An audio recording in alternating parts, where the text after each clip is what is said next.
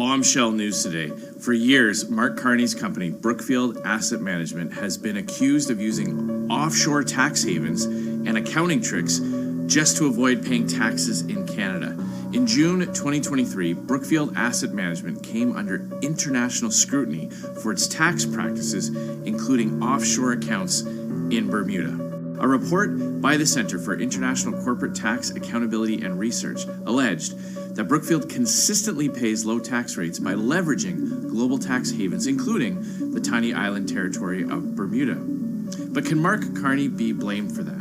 Well, apparently yes. This morning, CBC released a report outlining the complex offshore tax structure that Carney used to help investors avoid paying taxes in Canada. While Mark Carney was at Brookfield, he personally managed $25 billion in assets across two major funds, the Global Transition Fund 1 and Global Transition Fund 2. And where did Carney decide to register these funds? You guessed it, the notorious tax haven, Bermuda. So, why Bermuda? Well, according to the accounting firm KPMG, in Bermuda, there is no income tax, there's no capital gains tax, no dividend tax, and no withholding tax. This makes it one of the most attractive tax havens in the world. In total, Carney's company registered 44 limited partnerships in Bermuda for investors in these funds.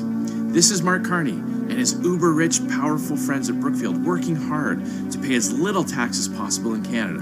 The utter hypocrisy of this Liberal Party that ran around calling small business owners and farmers tax cheats is led by a guy who put so much effort into moving money out of Canada, all to avoid paying taxes. Maybe that's why Mark Carney wants a shadow carbon tax, to make you pay for all the taxes he skipped out on. You know, the taxes that pay for things like healthcare, education, support for seniors and the needy, police, and national defense.